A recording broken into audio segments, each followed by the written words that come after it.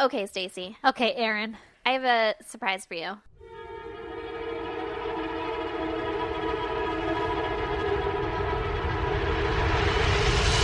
God damn! I'm so excited. We got mail in the P.O. box. Yes. And I believe that it is from our good friend Armand. Uh-huh. Only on account of the last name on there. But fucking all over it is some cryptic-ass writing that says open on air. So it's happening. And it says fragile, handle with care all over it. And it's really light.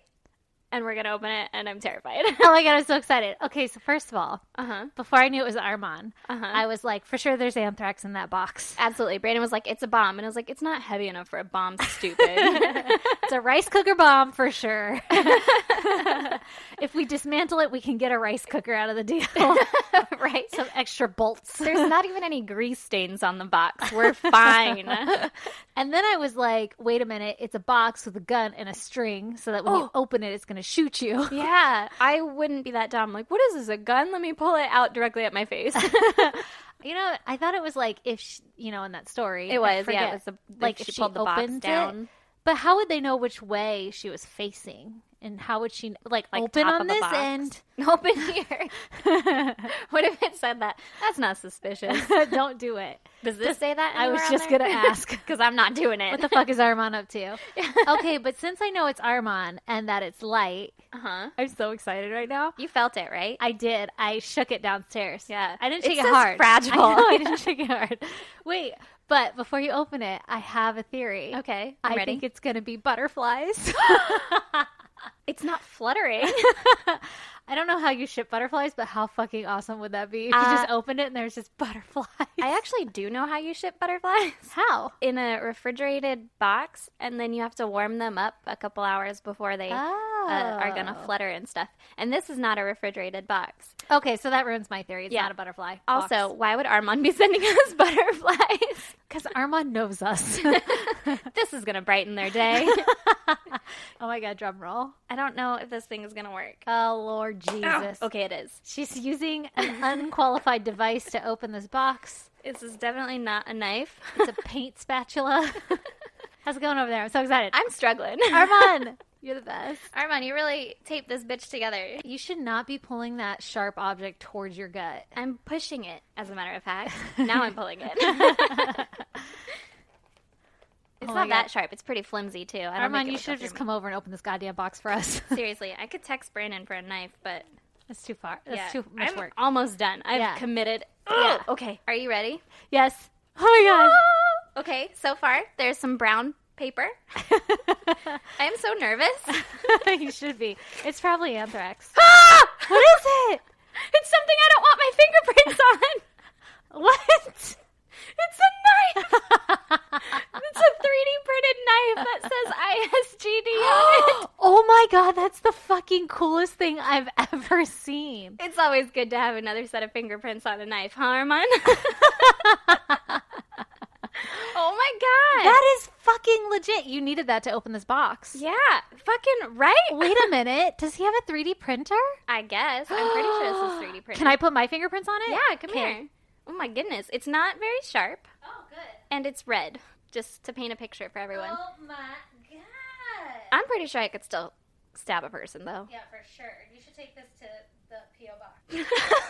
Just keep it in my boot. This is going to be our new boot knife. Oh my God. Armand, you're the best. Around. Let me get to my mic. Yes, you are. Oh my God, that's fucking amazing. It has a serrated top. Okay, it goes on the pod wall. Yeah, it does. Goes on the pod wall in our pod room. Oh my God. That's fucking amazing. Can you please keep it in your boot, like when we go out drinking? Dude, you could probably... I pretty know. Sharp. It's pointy, at least. It'll at least give you a paper fucking cut. Oh, absolutely. Like one of those plastic paper cuts. Ooh, yeah, those are the worst. I like the hilt on it, too. It's very balanced. She's balancing it like I'm a trying. goddamn samurai sword. This is the coolest thing I've ever seen, Armand. That's amazing. You're the so fucking talented. best. We gotta take a picture and put it on our website so everybody can see what the fuck we're talking about. Yeah, we will. He didn't put a note or anything, so if we didn't know who that was from, if I hadn't guessed, Yeah, that would have, been kind of terrifying. we still would have been fucking pumped. I would have still been Probably really took excited. it like a threat. I probably wouldn't have touched as much as I did. As much as I did. I got real nervous when I said that. Armand, you're fucking amazing. All right, Stacey. Yes, Erin. Let's get this show on the road. Let's do it. Welcome to episode 34. Nailed it. Crushed it. Of I Said Goddamn. You got any goddams for me this week? I got you, goddamn. Oh, good. Okay, so my goddamn this week. Mm-hmm.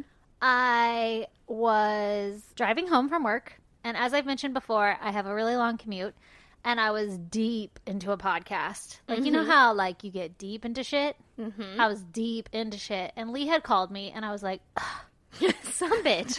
I have to answer this. Why does the love of my life feel the need?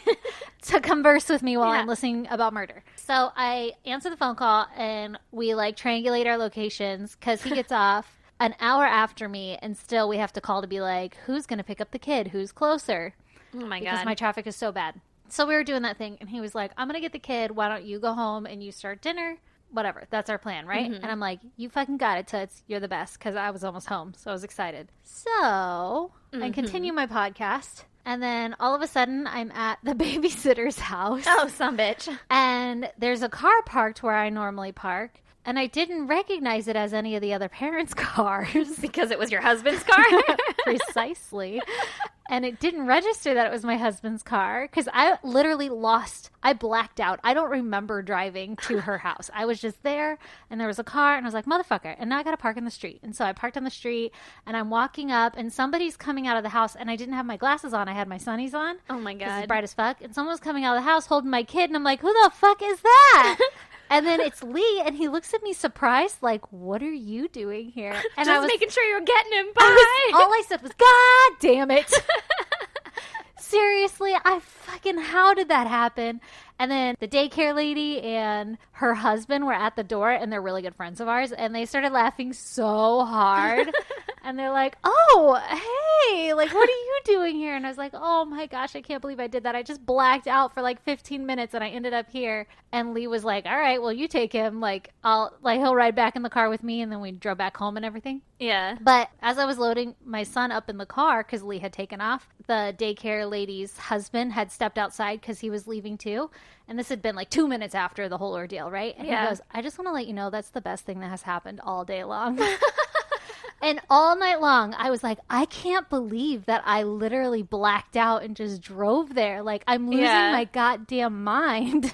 At least it wasn't like 5 minutes later and your kid was gone. Oh, yeah. And you go up to the door like, where's my child? It's like the universe perfectly aligned. And then Lee would have got home and been like, where's my wife? Yeah, exactly. It's like the universe perfectly aligned to play this fucking joke on me. Like, Some bitch. come on. All right, Erin, give me your goddamn. Well, my goddams are, I have two, yes. I heard the S at the end of that. I was Yeah. like, motherfuck, again? You're there's a always plural. overachieving. Or none at all. Overachieving. Yeah.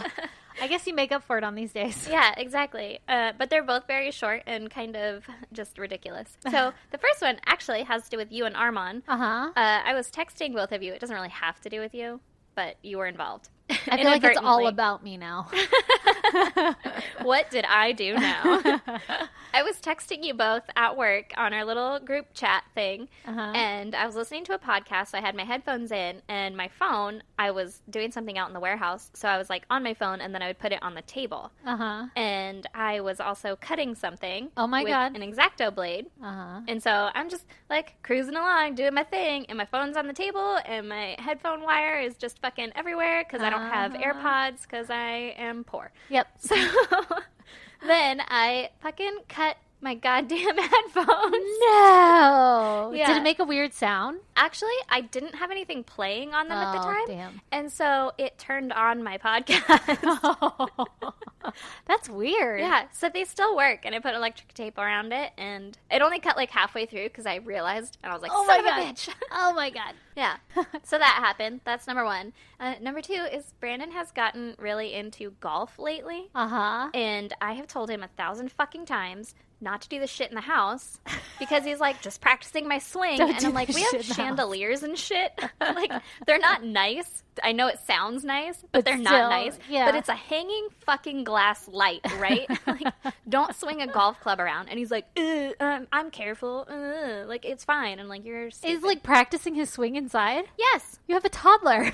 Well, it's when the toddler isn't around or is in bed or is Well, you in a have different 2 room. cats and 2 dogs. How about that?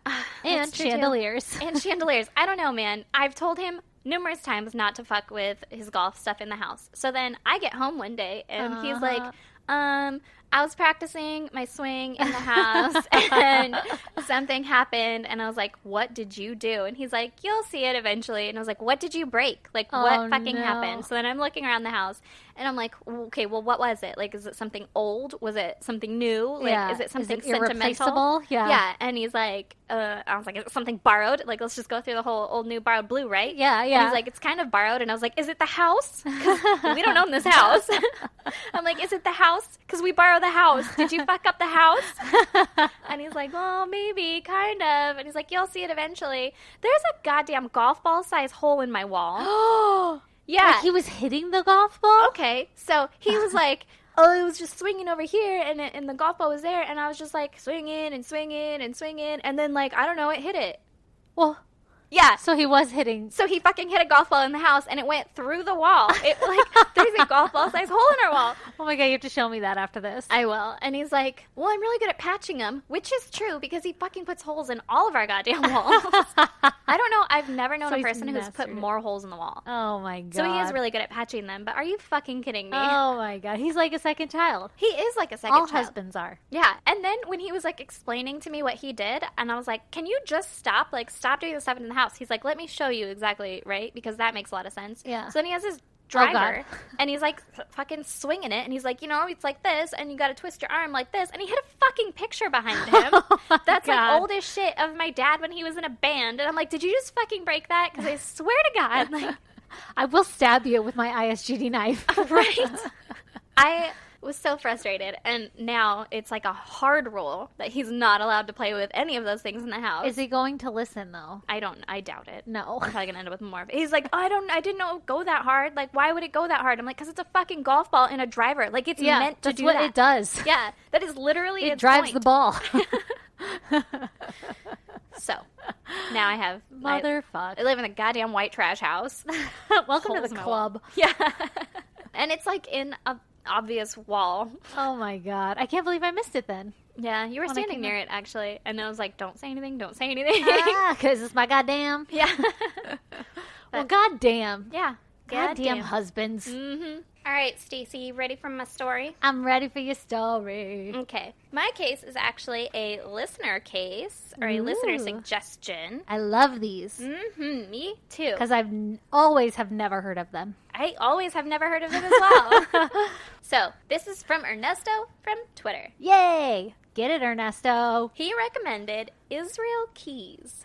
Okay. All right, you ready for this? Yep. He was an American serial killer who I have Ooh. never heard of. That's interesting. There's Yeah. a lot of fucking serial killers, so I'm not that surprised. Yeah, I guess so. But I don't know, man. This one was spooky. It got me. Ooh, I'm excited. So, he was born January 7th in 1978 in Richmond, Utah. Oh, He was homeschooled and raised in a Mormon family. okay. So, you know, serial classic. Yeah.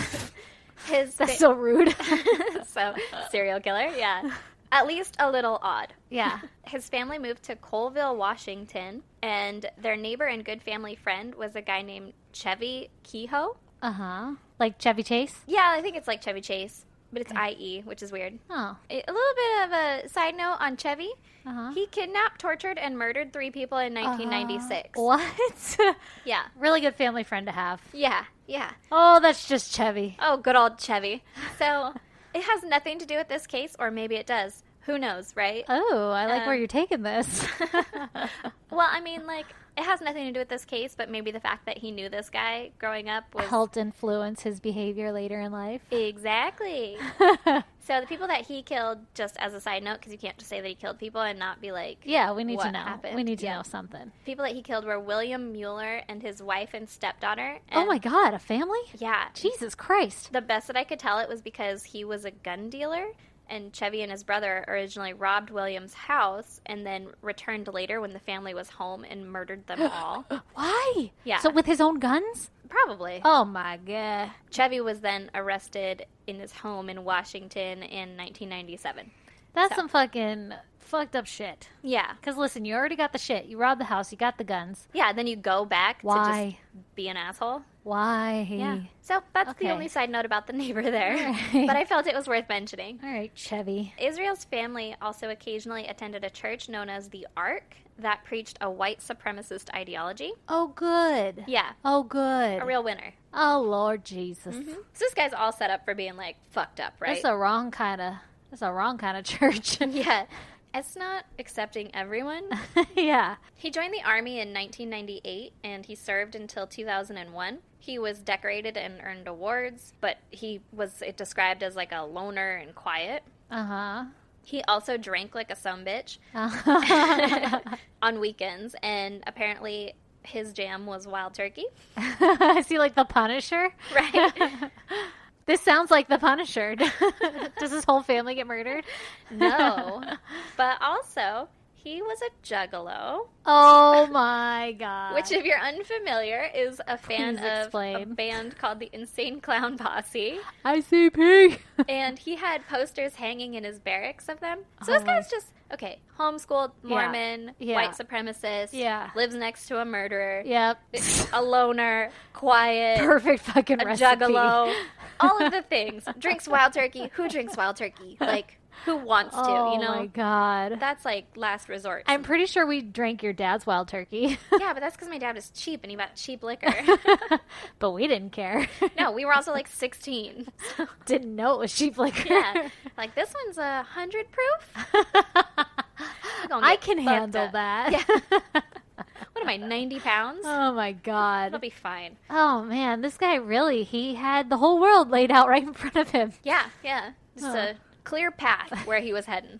Yeah. So then he got out of the military in 2001, and in 2007 he started a construction business in Alaska. Ugh, construction in Alaska sounds miserable. Yeah, I don't know. I feel like I glorify Alaska in my head, or like romanticize it Because a of TV. because of what I think it would be. TV has made it worse. Because Like- TV is like, there's a lot of meth out here, and I'm like, oh. It's like meth and permafrost. Exactly. Sounds awful. Yeah, so TV did not make it romantic for I me. hate being cold and I wear flip flops always. Right? I wouldn't last a day out there. But like in my head, I'm like, there's Eskimos and polar bears, and we're gonna fish for our food. It's a lot of fish. Close. Yeah. So I like it, man. You're gonna ride fucking sled dogs everywhere you go. Yeah. This sounds great. And It's then, really like ATVs, a lot of slushy mud, Mhm. and then Yeah. it's just like constantly raining. See, that's what TV has shown me, and I Yeah. don't like that version. Yeah, yeah. But I guess land's like really cheap out there, Yeah, Right? probably. unless you have gold on Nobody them wants there to fucking hills. live out there. Them there hills.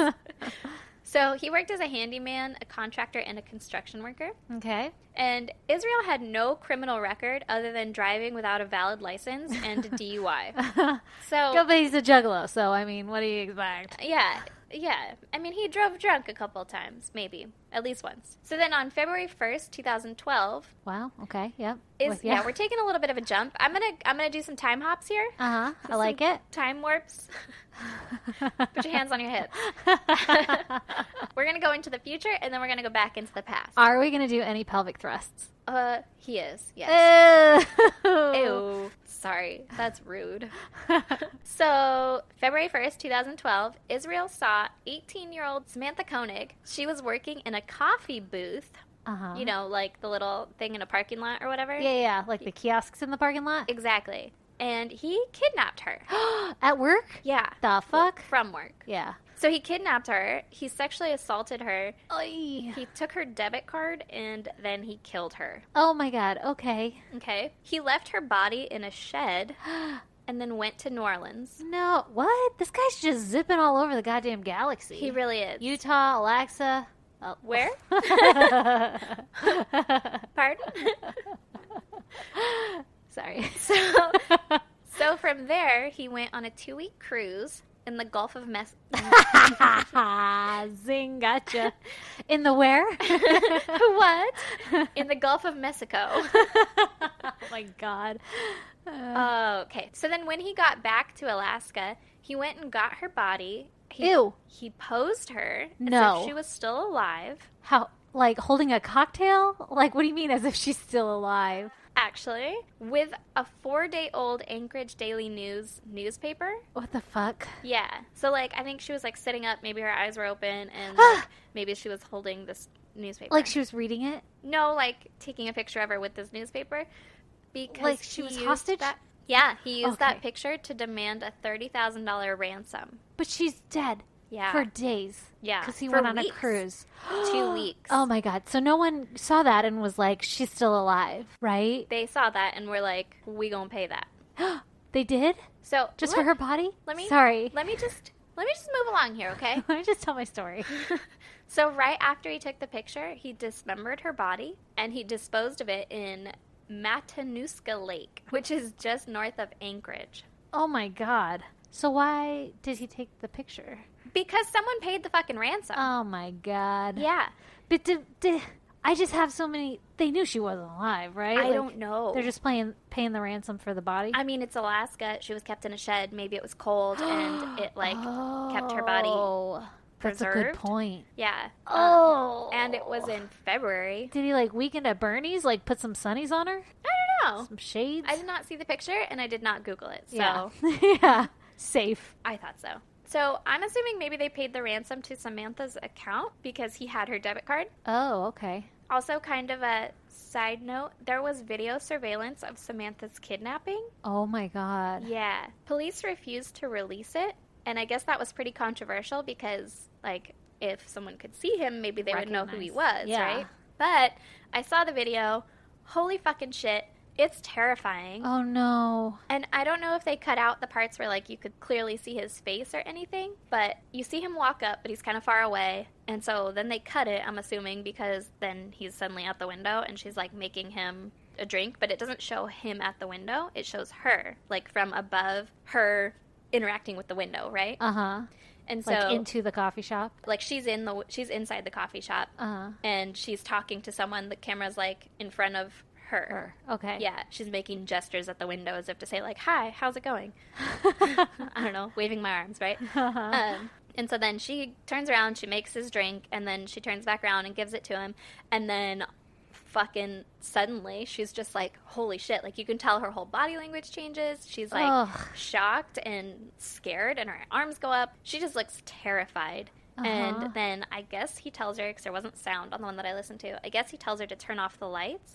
And so she does. She turns off the lights in the coffee shop, and then he climbs in the window. No. Yeah. And so I'm assuming she thinks that she's just going to get robbed, right? Oh my God. Yeah. So you can't really see him because the lights are off now, and he's wearing like a hoodie type thing. Like, you can't see his face or anything. Yeah. I don't know. Maybe some expert could, but I couldn't in all of my wisdom. Yeah. all of my Contrast. years of sleuthing. Brightness. Yeah. So then he gets her and they leave the coffee stand together. Like, he takes her out the door, and then the last video they have is them walking away from the coffee stand. Oh my God, this poor woman. How fucking terrifying That's is that? horrifying. Yeah. So during this time, after they've paid the ransom, he's on the run. Yeah. He used, obviously, Yeah. he used Samantha's debit card and was traveling along the southwestern United States. That's not smart, though. No. That's why I think they paid the ransom to her account, though, because he's using her debit card. Yeah. And, like, also, what are you going to be like, hey, can you wire the money to Israel Keys? Yeah, yeah. It's Keyes. There's a Western Union Exactly. 3 feet from me. I don't know how you do that anonymously. I don't know Other either. than, like, you know, the movies, it's always cash. Yeah, and like a briefcase that they throw from an airplane. Yeah, or a duffel bag. Yeah. An unmarked duffel. So he used her card in New Mexico and Arizona, and he was eventually actually arrested in Lufkin, Texas, and he was in the parking lot of a Cotton Patch Cafe after using her card yet again. A Cotton Patch Cafe. Cotton Patch Cafe. Ooh. His rental car had been photographed by an ATM when he was withdrawing money from the account. So that's how they, like, fucking triangulated his location and shit. Yeah. He was extradited to Alaska, and he confessed to Samantha's murder, And then he surprised everybody when he started confessing to other shit. Oh, no. Oh, yeah. Oh, God. So he basically came out and admitted to extensively planning multiple murders. Oh, my gosh. He admitted unreported crimes and plans for more murders. Like, this guy was just like, okay, well, now that you got me, let me just tell you all my fucking ideas. Here's right? what I was thinking. Yeah. He stated that before he murdered anyone, he had raped a teen in Oregon in the late 90s. No. And would torture animals when he was a kid. Of course. Yeah. Fucking classic serial killer. Yeah. He also said that he admired Ted Bundy. Oh, my God. Come on. Yeah. But, like, Ted Bundy always got, like, pretty ladies, and they kind of all had the same look. Yeah. Like, he had, they like, were a profile. method. Yeah. Yeah, yeah. This guy did not have a profile, like a victim profile, and all of his victims were unknown to him Really? and just kind of... On the whim? But he would No. plan them? He planned the fuck out of them, but he didn't know who they were. And it wasn't, like, Oh, that's all the terrifying. same type of person or anything, yeah. Oh, my God. That's terrifying. So nobody's safe. Yeah. So you're all fucked. Yeah. He claimed that his first victims were in the late 90s in Washington. He said he killed 4 people. Oh, my God. And those claims are currently being investigated by police and cross-referenced to missing persons cases to determine if any are linked to him, but it hasn't been, like, verified yet. Really? When? What year did they catch him? They caught him in, I want to say it was 2012. Okay, because that's when, I think you did say 2012. Yeah, that's when he kidnapped Samantha. And they still haven't linked his, like, Yeah, reported previous crimes. ones. Oh, Yeah. man. So Israel also confessed to murdering someone in New York State. My God, New York! Yeah! Jesus, criminy. Girl, listen, this goes all over the United States. Oh, wow, he gets around. Police haven't been able to determine the identity or the sex or the age of the person or even when or where in New York the murder might have happened. Okay, he just says I killed someone? Yeah, basically. But they still believe that his confession is credible. Really? And apparently he owned 10 acres of land and a shitty old cabin in Constable, New York. Is that a quote? A shitty old cabin. No, that's what I said. They said, like, rundown cabin. I was like, it's just a shitty old cabin. So he owned the land. He had a place to do this if he said it. Yeah. I mean, but maybe. then it makes me think if they haven't tied it to anyone, like what if he's one of those people that claims he's Just done boasting. Yeah, for like notoriety in prison or whatever, you know? Yeah, which could be, but for some reason the police Believe believe him. it. Yeah. Maybe he's given enough to be like, oh. Yeah, except for the fucking identity, sex, age, or when or where. You know, the stuff that might link it. Like everything that Yeah. you would need to. Yeah, everything that you would need to prove that you did a murder. Uh-huh. So Israel told police that he would rob homes and banks and only murder far away from his home so as not to get caught. Oh. And he It's would like you never shit near your camp. Yeah, exactly. So he would use cash and turn off his cell phone so he couldn't be traced to any of the locations. Uh-huh. Like, this guy was pretty meticulous about He's his figuring shit out. whole shit. Yeah. But then he just gave it all away the moment he got caught for one. Yeah. But Samantha's was, like, completely out of his MO. Like, he, I guess, saw her and was like, fuck Doing it. yeah, and couldn't hold himself back. And Oh my so God. did that, which is why he got caught. Like, Yeah. I mean, if he had stayed doing, like, random people Oh, in random yeah. places and not asking for ransoms or anything, like, that's What got him in trouble. yeah. Oh, jeez. So police determined that he did, in fact, rob a bank in Tupper Lake, New York in April of 2009. So, Mm-hmm. I mean, He was there. yeah, he was there. He robbed that bank. He threatened the bank tellers with a gun, but no one was hurt. Uh-huh. He also claimed to have robbed a house in Texas and set it on fire, Ooh. but that one isn't Verified. confirmed either. So he also claimed that in April of 2009, around the same time as the bank robbery, he murdered a young lady in New Jersey and buried her body near Tupper Lake in New York. Oh, gee. Like he drove her there? I guess New York, New Jersey isn't that far, is it? I They're don't pretty think it's far close. at all. Yeah. So maybe he murdered her in New Jersey, brought her up to Tupper Lake, robbed a bank, buried her, and then was like, I'm out of here, yo. Oh, God, you should definitely bury her before you rob the bank. Yeah. If we're talking logistics. Yeah. I agree with that statement. I might have the order of operations wrong. Again. Israel was also linked, like actually linked, to the murders of Bill and Lorraine Courier. Bill and Lorraine were last seen leaving work in June 2011, and Israel flew into Chicago, then rented a car and drove 1,000 miles Holy shit. to Vermont Israel allegedly broke into their home in Vermont on June 8th and tied them up. Then he drove them to an abandoned farmhouse. Why? He shot Bill and sexually assaulted and strangled Lorraine. Oh my God. Their bodies have never been found. Holy shit. And according to Israel, he had buried a murder kit near their home 2 years prior to killing them. Oh. Yeah. How did he pick them? I don't know. Yeah. 2 years earlier. Yeah, 2 years. This motherfucker was planning shit. What the actual fuck? Okay, so after he murdered them, he moved his murder kit to Parrishville, New York. As one does. Yeah, you don't want to keep it in the same place, right? You gotta Traveling move to a new murder family. kit. Yeah. So the murder kit included a silencer, ligatures, ammo, and garbage bags. Holy shit. Yeah. And Israel said that he had buried several kits around the country, but only 2 have been found. Oh my God, no way. Yeah, the one in Parrishville that he had moved, and another one in Anchorage. Holy shit. Can you imagine, like, what if all of a sudden police show up in your yard and they're like, we gotta check some shit out. Yeah. And they find a fucking murder kit that was planted there for you. Or what if you're just fucking, I want to plant a fig tree here, and you dig up in your yard and there's a goddamn murder kit there? Like, how terrifying is that? Well, it's more terrifying that you're planting a fig tree. All right. Apples. I don't know. Limes for your Coronas. Jesus Christ. Yeah, I like those. That's a better tree.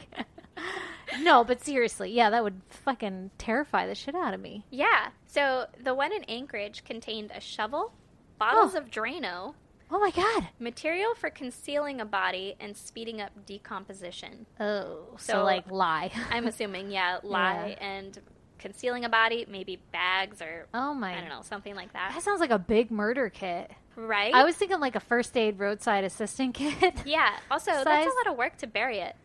Yeah, And- you had to have another shovel. Yeah, that's what I was thinking. Like, why did you bury a shovel? If you're gonna have a shovel, I don't know, man. You have to have a shovel to open it up. Maybe it's just hidden somewhere on this one. Oh, I don't know. Yeah. That's weird.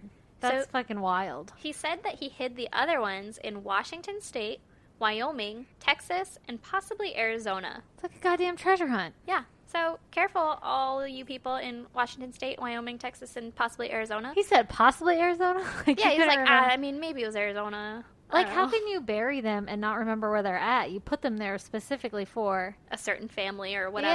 Yeah. I don't know. Should have mapped that shit out. Right? Israel. So online, there are like fucking 5 interviews with this guy. Really? Yeah, and they're all like an hour long. It's like his interrogations, but Oh, okay. he wasn't allowed to talk about the Samantha case Uh-huh. because of trials and like lawyers and stuff, right? Okay. And so he wanted to, but they kept saying like, if you say anything about that, like we have to stop. Really? Yeah, this interrogation, we can't do anything about that right now. Like that Yeah. has to all be in trial and whatever. So basically, if you want to talk about anything else, let's chat. Let's talk about it. I watched the first one, Uh-huh. and there wasn't like, I'm sure that it gets more like in depth or detailed or deep or whatever the fuck you want to call it, but the first one was pretty much just like him being like, well, I don't know, my lawyer was saying that I can't talk about it and blah blah blah, and then he's like laughing and stuff. Like, Ew. yeah, he's a creep. And then he's just Ew. like, when they would leave the room or whatever, he would just sit there and stare and like not do anything and like tilt his head a little bit and just stare and not do anything, like Oh my God. not moving at all. I don't know, he was a super creep. Oh God. I like how like anything he would have done in that room though we would have found creepy. Absolutely. He already was a creep, so I'm just judging the Oh. shit out of him. Yeah. But, I mean, I'm not a fucking I'm- psychologist or whatever. I'm imagining that he wasn't blinking either. Right? It wasn't that close to his face, you couldn't tell. But, Couldn't count his blinks. yeah. But a homicide detective who worked on the case said that Israel seemed unapologetic and remorseless. Well, I'm sure he was like bragging about all the other shit he was doing. Exactly. He said Israel Keys didn't kidnap and kill people because he was crazy. He didn't kidnap and kill people because his deity told him to or because he had a bad childhood. Israel Keys did this because he got an immense amount of enjoyment out of it, Ew. much like an addict gets an immense amount of enjoyment out of drugs. Oh shit. That's Yeah. gross. So this guy was fucked in the head, right? Yeah, naturally. So he also said during one of the interviews, there's no one who knows me or has ever known me who knows anything about me, really. Oh, Yeah. that's cryptic as fuck. Yeah, but it also kind of sounds like, MySpace post. I was gonna say very emo poetic. Yeah. You think you know me, but you have no idea. Exactly, with like the Joker meme or whatever. Wait, wasn't that the intro to like MTV's like The Diary of Pink, or it would be like The Diary of, and then a celebrity. Oh, I don't know. And it would always start with, you think you know me, but you have no idea. Or some weird, stupid quote like that. Jesus. Probably. Yeah. So during one of the interviews, he said at one point he had been hiding in a park with a gun with a silencer on it. No. He was ready to test out the silencer on a young couple and a police officer. What the fuck? When a second officer showed up, so he decided against it. What the fuck? Yeah. He was like, that second guy saved everybody's life because that would have been too much work to, like, try and kill. Why don't you test out that silencer, like, in a field with a rabbit or, like, a can? All right, murderer. Yeah, cans, Weirdo. Well, I mean, like, if he cooks and eats the rabbit, then what are you going to do? Yeah, I guess. He's on the run. He's got to eat. All right? Okay. So he was charged with 3 murders of Samantha, Bill, and Lorraine. Mm-hmm. But his confessions and police believe he may be responsible for 11 murders and maybe more outside the country. That's crazy. While being held in jail for murder, Israel cut his wrists and strangled himself with a bedsheet. Of fucking course. And he died on December 2nd, 2012. Oh my God. He has a daughter who's school-aged by the time of his suicide. Oh, I don't know what school age that means, because that, to me, could be anywhere between 5 and 18. Yeah. But I feel like it's like elementary school. Yeah. I don't know why. Middle school. Yeah. And he's a rare case of a serial killer who's confessed to murders but was never actually convicted. And, like, they proved murders, but he was never convicted because he never went to trial. He never killed himself. Yeah. Okay, I have a question. Go. Did they find the bodies of the people? Bill and Lorraine? No. And of the lady of Samantha? I don't know if they found Samantha's or not. They were in like a lake, right? Yeah, he threw it in a lake, but he had dismembered her and threw her in a lake. So I'm not actually sure if they found her body or not. That's a good question. So aside from a confession, like how do you like prove that he did the murder when you don't have a body? For Bill and Lorraine's, I think it's that he had details of like what happened in the area and the time frame. Yeah. For Samantha's, there was the video of him getting into the taking place, her, and then also the fucking picture. Yeah, and then the ransom, and then him using her debit card and stuff. Yeah. So that one's like pretty fucking spot on. Yeah. But the Bill and Lorraine one, I mean, that could have just been an unsolved murder where they like haven't released all of the details to the public. Oh yeah, and he knew him. Yeah. Well, goddamn. That was fucking intense. Yeah. So, thanks, Ernesto. Yeah, Ernesto. Way to, like, hit it out of the park with that weird-ass one. Yeah. I can't get over the fact that he, like, posed her as if she were alive. Yeah. That's so weird. And that somebody, I mean... paid it? Yeah. Well, only one article that I read said that he had paid it. And so, I'm not exactly sold that it was paid or not, but he was using her debit card, which either you're screaming to get caught, or that's the only place that you could think for them to send a ransom. How did they not catch him sooner? Like, he went on a cruise using her debit card. They've got to be looking at that. I don't think that he used debit card during the cruise because he didn't get the ransom until after he got back. Oh, okay. Which was 2 weeks, though. Like, you think that shit would be decomposed by then. Yeah. At least, like... frozen, if not. Yeah, like not looking alive. Yeah, like blue. Oh, God. Yeah. So you should Google the picture. No, thank you. Someone else should, and then let us know if she looks alive. Oh, God. Yeah. Fuck, man. All right, Stacy. All right, Erin. You got a story for me? I got you a story. All right. Okay, so first off, I have to apologize because this case is shorter than normal, but I read it and I was like, holy fuck, that's interesting as hell. And then as I researched, it turned out to not be that very long, but I think it's still interesting enough that it warrants an episode. All right, I like it. So we're going to do it. I think mine was a little bit longer, so. Yeah, I think it works out. Yeah, we'll balance it. And if not, I'm really sorry. I'll make up for it next time. Yeah. Okay, so this is the case of Henry McCobb. Ooh. So Henry was a 32-year-old married man with 2 daughters who lived in Mounds View, Minnesota, and he worked as a financial auditor for the Minnesota Department of Revenue. Okay. Sounds like a very boring job. Yeah, sounds like he's got his fucking life all together. He's living the American dream. Mm-hmm. I bet he had a white picket fence. Mm-hmm. On the eve of Labor Day, September 6th, 2015, while his wife and daughters were out of town visiting California, Henry and his 2 friends, William Kennedy and Calvin Johnson, Both of those have like 2 first names. Both of those sound very presidential. So he went out with all of the presidents, his dapper ass friends, and they went to a club called Pawlicki's. Ooh, sounds Polish. It is, because All right. it's Minnesota. Okay.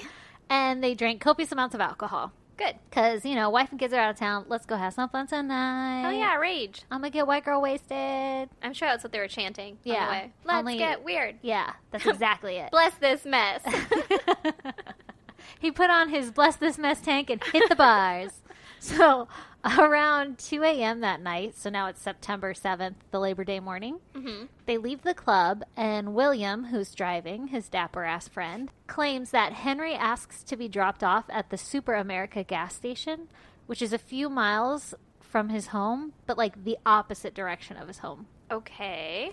And so William agrees and drops Henry off, and then is like, later, loser, and drives away. Yeah. So at 2:28 a.m., so this is like 20 minutes after they leave the club and Henry gets dropped off, Corrine, who is Henry's wife, gets a phone call from her husband's cell phone. Mm-hmm. And when she answers, she hears screaming and realizes that it's her husband's voice, and he's calling out in distress that he had been shot. Holy shit. Yeah, not a fun night. And Corrine then attempts to call Henry's brother, Tim, but Tim doesn't answer the phone, and the call goes to voicemail. And then Tim's voicemail ends up recording the last 2 minutes of Henry's phone call with his wife. So she must have called Tim on another phone on speaker while she had Henry's phone call going on her cell phone Yeah. and was like, what the fuck is going on? And because Tim didn't answer, it recorded the last few minutes of the phone call Okay. from Henry. That's the only way I could figure this out, because to be honest, there's like many different accounts on how these phone calls worked. Some of them say that he called the brother and not his wife. Yeah. Most of them I was say thinking, his like, wife. You know how when you are like, okay, let me just call this person and call you back, or when someone calls you and you're like, hold on, let me call you back, and there's like a hold and answer Yeah. or whatever, Yeah. like maybe it was a conference call that she accidentally clicked into. Or Absolutely. It totally could be that too. something. Yeah. I was thinking another phone because I never know how to fucking figure that out on these fancy new phones. Well, that's what I was thinking, is because I never do it right. yeah. Every time I'm like, okay, hold on for just a second, and then it'll be like, Brandon's still listening, and I'm like, I'm on the phone with someone else. Like, please don't talk. Don't say anything. So that's actually probably a better account of what happened. Anyway, so the recording on his brother's phone picked up high-pitched sounds of Henry moaning in pain, along with some bizarre growling noises. Oh. And then the call went silent for several seconds before a male's voice said, "Stop it," and then the phone ends. Like, the call ends. Sorry. Jesus. Yeah, so really fucking weird. Did it sound like his voice saying stop it? I don't know. It just said a male's voice. Okay. There's audio of this recording that's been released to the public, and you can look it up on YouTube. Uh-huh. At first, I was like, I'm not going to fucking listen to that because that sounds terrifying. And then Yeah. I was like, I want to hear it. Like, what, like fucking animal growling sounds? Like, what is going on here? Yeah. But everything I found had like reporters speaking over it because it was Oh. recorded on like an episode of Yeah. MSNBC Tonight or whatever. So it's kind of hard to hear, but you could still hear it. And it doesn't sound like whoever's on the other end is having fun. Okay. So that's the last time that anyone ever saw or heard from Henry again, that phone call. Mm-hmm. And the next day, Henry's brother, Tim, hears the voicemail and describes the sound as his brother crying Oh. and knows that something is wrong. So he files a police report. Okay. So she's like, the wife says, oh, he's screaming in pain and that he was shot and there was like this weird growling noise. And then Tim is like, that sound is my brother crying. Like, I know that sound. Something's wrong. And so he files a missing persons Jesus. report. The police check the cell records and find that his cell had pinged off of a tower near Creekview Park in the town of New Brighton, which is approximately 4 to 6 miles from where he was dropped off at the gas station. Okay. So in 20 minutes, he got 4 to 6 miles from the gas station, supposedly on foot. So, yeah, someone took him. Yeah, something. Although I was thinking cell towers only give you like a 3-mile radius, right? Yeah. So he could have been like only a mile from it. I guess, yeah. I don't know. I'm no Yeah. cell phone tower expert here. Yeah, because where it's pinging from is like the exact location of that cell tower. Which, Yeah. Yeah. Exactly. So they find that Henry's phone had made 3 different phone calls after being dropped off that night. I don't know what those other 2 phone calls were or other 3 phone calls. I don't know if that's 3 total or if there were 3 more after her phone call, but supposedly there's multiple cell phone tower pings placing him at this location from these phone calls. So the police check surveillance footage of the Super America gas station because they're like, it's the last known place he was. Let's see what time all this shit went down. Like, this is weird. And they don't find any footage of William having dropped off Henry that night, like he had claimed. So they were like, you're pretty fucking suspicious, William. Like, what the fuck is going on?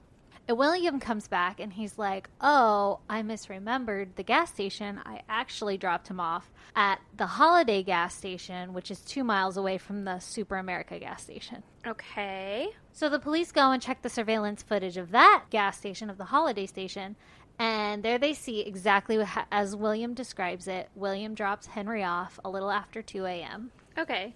So he was probably allegedly drinking and driving and forgot. Exactly. Like a legitimate accident. Exactly. Like, he didn't remember. He was probably so drunk he didn't remember where the fuck he dropped him off. But I guess at that first gas station at the Super America, he literally walked police through. Like, I parked here, he got out, he walked this way. Oh. Yeah. Like, That's he was weird. just really fudging it all. Yeah. Well, he probably didn't want to get caught for driving under the influence type thing. Yeah, I'm sure. He's like, I remember everything perfectly. Yeah, I'm deep in this lie, so. Yeah. So as the police started questioning William, they also found out that he was in possession of Henry's house keys, even though Henry would have needed those to get into his house. Yeah. I'm giving William less and less credit here now. Yeah. A little shady, right? Yeah. Well, Calvin, the second friend that was there, he was at the club, and he came forward and revealed that he was in possession of Henry's wallet. And Calvin explains that Henry was so drunk at the club that night that he took Henry's wallet from him to keep him from spending any more money and from buying any more drinks. Okay. I mean, that's not unheard of or unreasonable. Yeah, it's a little weird to me that, like, you would willingly give up your wallet to your friend. Maybe it wasn't very willing, though. Yeah, maybe he just, like, took it and didn't notice. Yeah. So maybe Calvin took his wallet and then William took his keys. Like, you don't need to be driving. If he had drove there that night. Yeah. Like, you don't need to be driving, and then forgot to give them to him when he dropped him off. Yeah. I mean, we've had people lose their keys in our car before, like on the ride home. Yeah. I've maybe allegedly gone back to the bar to get your keys for you. Exactly. Exactly. Once or twice. I think it's only once, really. But I remember being very drunk and then getting a picture of your keys from, like, our friends who were still at the bar. Yeah. And I was like, bitch. those are errands, after we had just broken into your apartment by climbing through the window. I'm so glad I got those back. What a hassle. Seriously, good thing somebody there was like, are these yours? I think that was Armand. Was it? Yeah. Armand's the is best. just fucking on top of our life. We'd literally be dead in a dish if it weren't for Armand. Seriously. It's gotten us out of many a jam. That he has. And now he's given us a fake shank. Yeah. It's real, though. Yeah, It is. exists. Anyway. Okay, so now Henry is missing and the search goes on for weeks, right? Everybody's like, where the fuck did Henry go? All we have is this weird voicemail. This weird as shit. So there was never any activity on his bank accounts, and he never contacted any friends or family, and his phone had never been turned back on after it was disconnected early that morning, after he called his wife and then the 3 other calls or whatever they were. Well, he didn't have his wallet, so how would he have any bank activity? That's true. That is a very good point. Was he going to, go back to the bank and start a new credit card and be like, oh, sorry, I know I'm a missing person, but I just need to get the fuck out of here. My name, Henry, H-E. I don't have any identity on me, but trust me, I'm who I say I am. Yeah. Oh, my God. So that's not unreasonable. Well, maybe his phone died, because after a night of drinking, my phone always dies. Well, here's the weird thing that I was just thinking. So I have to reiterate. I got all this information from so many different articles because there wasn't one overall perfectly explained events of the nights or anything. Yeah. It was like a bunch of shit that I had to patch together, and a lot of it did contradict itself. So I picked like the one that stood out the most, like that occurred the most. Yeah. That I read the most in each article. But I read that there were 3 calls or whatever made on his phone, right? But that during his wife's phone call is when the phone went dead, like officially dead. Oh, okay. Like the battery wasn't working, it wasn't pinging off any cell phones, whatever. Yeah. So then that makes me think that the 2 calls happened before his wife's phone call? Yeah. I don't know if it matters. Well, but... I mean, if you're like a dude that just went out on the town and you're in trouble for some reason, you're probably going to call 2 other people before you try and call your wife who's out of town to be like, hey, I made some mistakes. I'm lost. Yeah. Help me. Or what if, I mean, this is speculating wildly at this point. Which is what we do. Yeah, because I don't know this guy's character or anything. But what if he was like calling for some drugs or something, or calling for some bad things, or calling some bad people before, and then he got into trouble and accidentally like called his wife because he was in trouble, or like maybe those 2 previous phone calls are what led him to be missing. You said that he had said he got shot during the phone call? That's what he said. So maybe he was calling to say goodbye on that one. Maybe. Which is really fucking sad. That is really sad. Way to bring it down, Aaron. I know. That's what I'm here for. So he was missing. So his relatives and his friends and family and like random volunteers, they all start searching his hometown of Mounds View and of Fridley, which was the town where the gas stations were. So it was like right next to his town. And they look for him everywhere, but they can't find him. Okay. And then on November 2nd, at 4:20 p.m., a kayaker was kayaking Rush Lake in New Brighton, Minnesota, which is about 4 to 6 miles from Henry's last known location. Okay. Where his cell phone pinged off of, that tower in New Brighton. Yeah. And he comes across Henry's decaying body in the lake. Oh, shit. Bum, bum, bum, bum. Yeah. His body was found without any obvious mortal damage, meaning that there was like no marks or cuts or wounds and no gunshot wound to indicate that he had been shot like Henry had claimed on the call with his wife. And an autopsy was performed and determined that Henry's cause of death was likely caused by drowning. Oh, shit. Right? What? Yeah.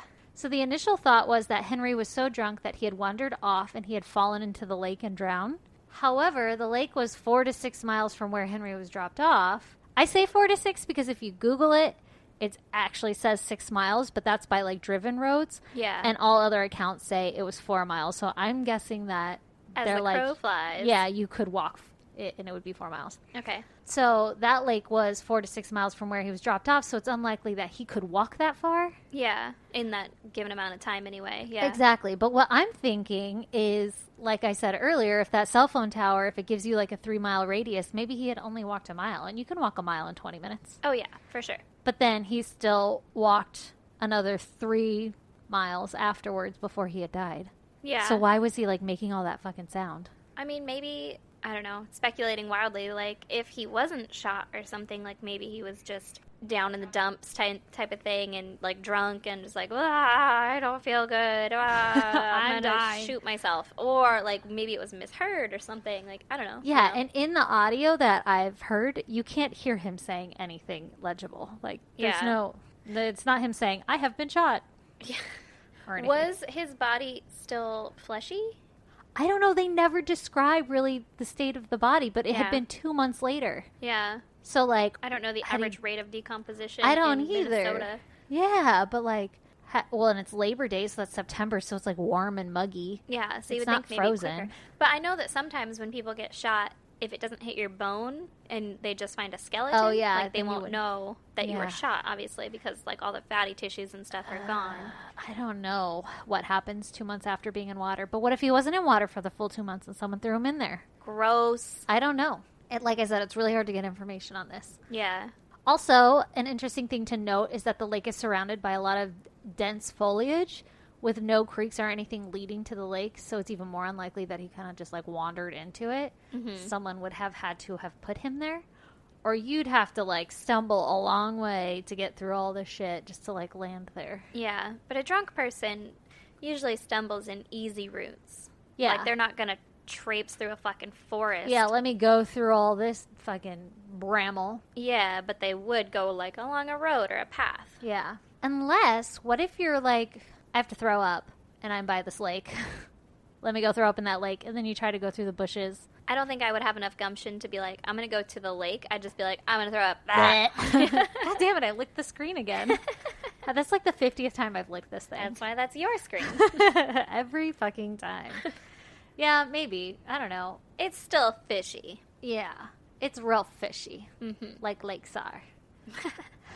Also, another thing, like on the phone, in his phone call, how they say it was like a long pause and then a male voice says, stop it. Mm-hmm. I wonder if that, like you said, was that Henry's voice, or does that indicate someone else was with him? Like, Yeah. could someone have put him there, drug him down there, and maybe drown him or something? Yeah. Ugh, that's spooky. I know. How long And, was like, the phone call? I think it was a 2-minute phone call.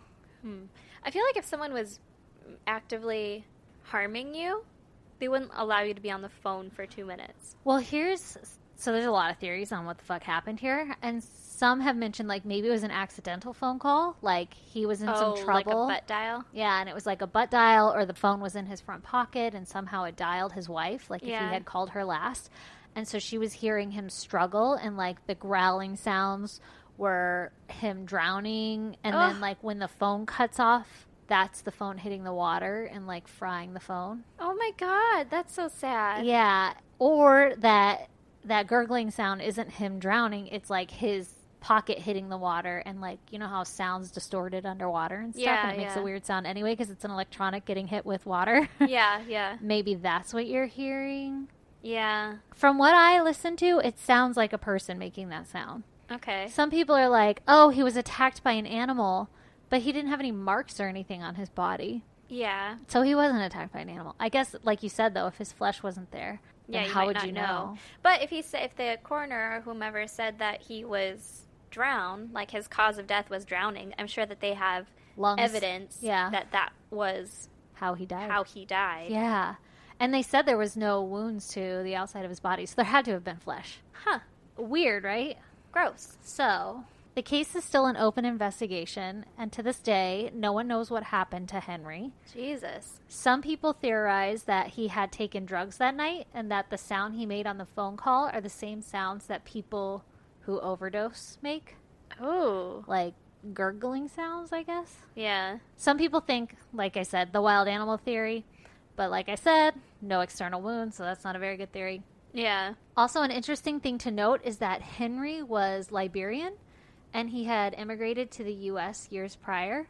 And the leader of the Twin Cities Liberian community says that police shouldn't rule out the possibility that his death was linked to violence in his home country. Oh. Because he had survived 14 years of civil war in his country. Uh-huh. And this leader claims that many people who have immigrated from there, they've had to kill, and they've killed without remorse, and they've done so for so long that it's not so far-fetched that they would do it here.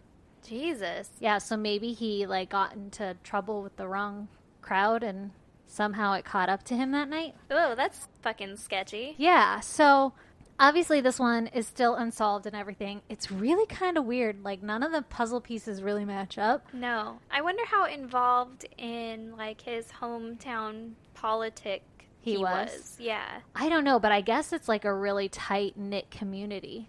Yeah. So, I mean, people knew who he was. Yeah. Ugh, that's sketchy. So something else that I read that I didn't really mention up front, but there's a lot of things saying that his life was rough before all of this happened. Like, it sounds like he had everything perfect, but he had gotten bad reviews at his job, and there was rumors of him being fired. Ooh. And that there was issues with the family and with his wife, and there was rumors of divorce, and maybe that's why she was in California. Oh. And they had previously lived in California, so she could have just been visiting friends or family or something. Yeah. She had taken the kids with her, and he had stayed behind, and he was out partying, so maybe this was like a suicide. But even if this was a suicide, it doesn't really add up. I don't think I would do suicide by drowning, but No. I guess if I was drunk, I mean, it might be easier. Yeah. Just fall in the lake. Yeah. Another thing I was thinking was like maybe that growling sound on the phone call was him throwing up. Like this, you know, when Lee throws up, he makes some weird ass fucking sounds. Yeah. I feel like I'm a silent thrower upper. Yeah. I go like and sometimes it gets a little loud when I'm like gagging real bad, but Lee like gurgles and makes weird ass sounds. Ugh. So maybe he was like thrown up in a bush and his phone called her, and that's what he heard, or that's what she heard. And then he just tipped over into the lake. Yeah. Maybe he drowned on his vomit. Maybe. And somehow he rolled into the lake. Yeah, just kept rolling. Or an animal dragged him. Are there gators there? Ooh, no, not Minnesota. Well, actually, I don't know that for sure, but I've never heard of gators in Minnesota. Another thing that was weird was in one of the articles, They said that the wife somehow stopped being cooperative with police. Like, she wasn't happy with their work or something, and she wasn't giving a lot of information. So it's weird that, like, we don't know a clear outline of the phone call, and all you have is to go off of what she said. She said that he said, I've been shot, and it sounded like animal growling and all this other stuff. But anything the public has heard, I don't know, maybe the police are holding back stuff. Anything the public has heard, it doesn't say, I've been shot, or you can't hear it. Well, it could have been before it was recorded, too. Yeah, that's true. Because the recording came from another phone call. Yeah, later on in the phone call. That's true. But then the fact that she stopped being maybe she helpful to the police? Organized it. Because she's Like going to be out of town, and you said if they were close to divorce or something, like maybe her, I don't know, new boyfriend or whomever was like, she's like, I don't want him to have the kids, or I'm just speculating very wildly. Yeah, I don't know, maybe. But That's there's crazy. There's no evidence. They haven't found the phone that I could find anyway. Yeah. Phone wasn't recovered. You know what's interesting, too, is that friend that dropped him off felt that he was too drunk to hold his own keys, and the other friend thought he was too drunk to hold his own wallet. But we're going to drop you off not at your home. Right? What the fuck? Like, that's the worst friend ever. Yeah, also, like, miles from your home. Like, good luck, buddy. Yeah, walk home. Even if you were drunk and thrashing around and trying to climb out of my fucking car, I would just child lock the back seat and be like, shut the fuck up, we're getting you home. Yeah. Like, it's not your choice at that point, because you're my friend still, and I care about you. Right? What if you're like, but I really want taquitos. Yes, a rolled taco from fucking 7-Eleven. Yeah. Then my ass would go in there with you and get one. Yeah, I wouldn't leave you. Yeah. That's the difference between girls and boys. We're way nicer. Yeah. When you're drunk. As bitchy as we all are. I was going to say, yeah. That's crazy, though. It's kind of frustrating, right? Yeah, it's really frustrating. Yeah. Especially since there are so many people who, I don't know, should have accounted for him that night. And then they were just like, not. Yeah, and then they're like, oh, I have his wallet. Whoopsies. Yeah. I have his car keys. I don't even know how he would have gotten home. Right? Like, and like you were so drunk that you couldn't even remember where you dropped him off. Yeah. Well, we speculated that he was drunk, but yeah. Oh, I'm sure he was. Yeah. I am. They were partying pretty hard. Till 2 a.m. Yeah. Shut down that bar. Yeah. And then they went to a Sevo. No, a Super America. Actually, a Holiday gas station. They went somewhere to a gas station. Yeah. Jeez. Did he buy anything at the gas station? Like, did he go in it? Did I don't he talk know. to anybody there? I didn't find anything that said he did. Huh. I don't fucking know, man. Wander around from there. I wonder if that's where his, like, I don't know, speculating again. Maybe he was into drugs or something. I wonder if that's where his, like, usual pickup spot was or something. Yeah, like his dealer. And then he, like, didn't have any money to pay. And he, like, ran or some shit. Oh, shit. Yeah. And then he ran towards the lake. Yeah. And then the dealer was like, give me my drugs back. And he's like, I'm going to take them all right now. And that's what we heard, him nom-nomming them. Exactly. Maybe. I wonder if anybody knows any dealers around there. Yeah. Again, this guy seemed like a pretty well put together man. Like he had a respectable job. Yeah, I mean, he probably wasn't into all of these things that we're speculating on. But you never know. Yeah.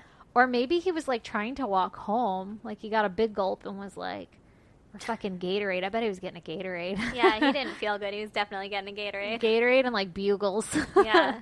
And it could have just been like him being robbed, you know, like mugged or something. Yeah, what if somebody has his phone?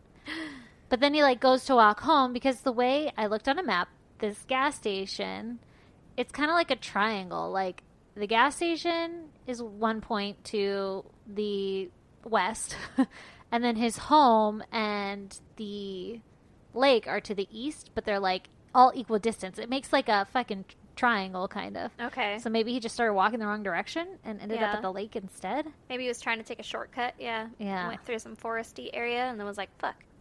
This isn't my home. Where am I? But I feel like if I were that drunk in some like dense foliage, I would just lay down and be like, I'm gonna sleep the night through. Yeah. Or you know when you throw up and that's all you can do after is lay down? Yeah. You're so fucking drunk. I don't know, like Minnesota bears and shit. Yeah. I'd probably be afraid to like just pass out in a forest. Yeah, and when you're a chick, it's built into you to not fall asleep. Yeah, it's like a survival instinct. You're like, nope. No matter how bad you want it, you're like, not today, Jesus. Yeah. You wake up and keep going. Anyway, so that's my story. Well, goddamn. Right? Yeah. That was a good one. It's good. All right. If you would like more good stories like that, go to fucking Patreon. Yeah, go to Patreon, and it's on our website. There's a Patreon tab. You can get there from there. Uh-huh. Or if you And go it's only to... $1. Yeah. Only costs $1 and you get an extra episode every month. So the second one should be out on May 18th. Yes. We're going to publish them every third Saturday of the month. Yep. That's our goal, at least. Yeah. I feel like we can do it. For sure. So everybody go check that shit out. Pay $1, try it. If you don't like it, you don't have to pay another $1. Yeah. If you do like it, you'll pay another $1. And we appreciate the shit out of all of you motherfuckers. Yes, You we are really do. amazing. Yes, you are. You people are our favorite people. That's very true. And if you just want to talk to us or shoot us an email or recommend a case or Yes. any other way to communicate with us, Please do that. do all of that. You can email us at isgdpodcast@gmail.com. You can Facebook, Instagram, or Twitter us at ISGD Podcast. Yep. You can snail mail us at P.O. Box 2764, Spring Valley, California 91979. Crushed it. Every Crushed time it. she crushes it. I know. You can also send us fake knives. 3D printed knives. It's fucking legit. Don't send us any real knives, please. Yeah, no, I it's don't- dangerous. I We're don't not want well that. equipped for that. No. We don't have the steady hands. No, not for that kind of procedure. I don't want to start that kind of a collection. I feel like that's how you get arrested. That's step one. Yeah, step 1. Have random people mail you knives. Yeah. God, that sounds awful. I feel like I'd be in possession of a lot of murder weapons, and I Yes. don't need that. Yes. It's like their disposal technique. Yeah, exactly. Just send it over to them. Don't do that. No, Don't do any of that. No, thank you. But please do. Go to our website Yes. at isgdpodcast.com, and you can check out some pictures that we post of our cases for the That's week. right, you can. And maybe we'll get the audio file up of Stacy's if we could find it. That's a good idea. On the website, I'll put the YouTube link to the audio of that voicemail, and we're also going to put the picture of our sweet ISGD knife from Hell Armand. yeah, we are. That's the And- coolest thing ever. I know, I'm so excited. We need to have our sons hold that knife. Just to get an extra set of prints on it. Yeah, for sure. Well, I got to bring it down to show Brandon at least. So. All right, there we go. All right, kids. Thank you so much for listening. We love you, motherfuckers. So much. Before we let you guys go, we want to say Happy Cinco de Mayo. Happy Cinco de Drinko. I And- bet everybody right now is drunk. I hope so. Because you can't be. I know. Drink a Modelo for me. Modelo Monday. But also, we want to say a very special happy birthday Happy birthday to Danielle DeFever. Woo woo, Danielle, it's your birthday. Happy fucking birthday. Danielle. Your friend Anna reached out to us, and she is fucking amazing. She's the bestest friend you could ever have. She really is. And she asked for us to shout you out on your goddamn birthday. So we hope that you have a wonderful one, and that your night last night, Wasn't too crazy. yeah, that you've survived. Yes. And you're hungover as shit now listening to this. Yeah. Wait, also, Anna said that it was Danielle's husband's birthday on the 4th, so on Saturday. So happy birthday to Danielle's husband also. Oh, heck yeah. Woo! Cute little matching birthdays. Happy birthday, guys. We love you. Thanks for listening and being awesome. Yeah. Whoop whoop. Okay, bye. Bye. And if you're all caught up on our podcast, stay tuned for a promo from Your 3 Stories podcast. My name is Aaron Corbett, and I want to let you know about my show called Your 3 Stories Podcast. We produce weird and funny audio drama stories in series of 3. Here are a few examples of what you will hear. The first clip is from our financial crisis series and is called The Search for Gold. In this story, 3 treasure hunters dig for more than they bargained for. Sam, is there any sort of curse we should be worried about with this treasure? Some treasures have evil curses attached to them, and people look for the treasure end up dying. You didn't say anything about there being a curse, Sam. How could you do this to us, Sam? There is no curse. Are you sure? Maybe this treasure carries a curse, but since nobody found it, then nobody knows about the curse. We could be the first to die. Our second example is from our Technical Difficulties series and is called Super Secret Super Soldier. Charlotte Drake, a brilliant scientist, attempts to create a super soldier for the United States government, only to find out that not everything goes as planned. Project Nightcrawler is a complete success. Look, he's getting up. He can't even stand. His leg just fell off. I'll sew that back on after lunch. Everyone be quiet. He's going to say his first words. You can listen to more at our website, www.your3stories.com, or anywhere you get your podcasts.